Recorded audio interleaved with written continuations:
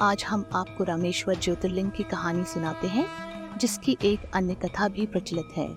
जब श्री राम जी रावण का वध करके सीता जी को वापस ला रहे थे, तो उन्होंने समुद्र पार करके सबसे पहले गंधमादन पर्वत पर विश्राम किया था।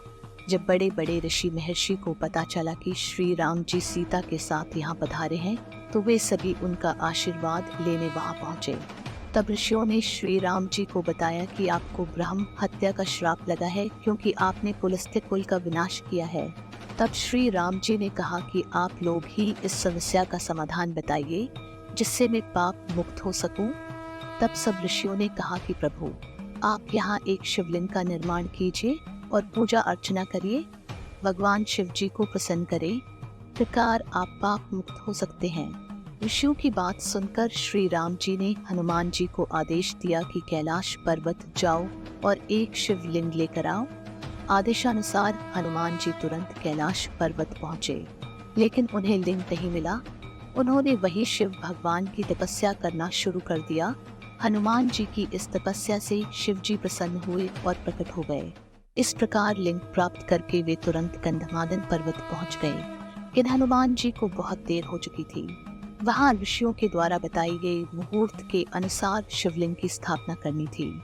तब सबने निर्णय किया कि खुद से शिवलिंग का निर्माण करके स्थापना की जाए और विधि विधान से पूजन किया जाए। तब ऐसा ही हुआ। पूजा के उपरांत जब हनुमान जी आए और देखा कि स्थापना हो चुकी है, तो उन्हें बहुत दुख हुआ और वे श्री राम जी की चरणों में गिर गए।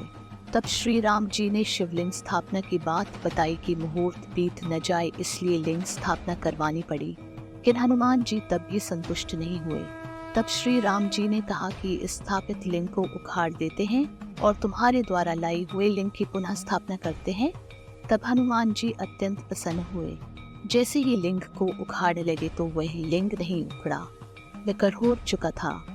उस लिंग को उखाड़ने के लिए हनुमान जी ने सब प्रयत्न किए, किंतु वह तस से मस न हुआ। अंत में हनुमान जी 3 किलोमीटर की दूरी पर जाकर गिरे और बेहोश हो गए।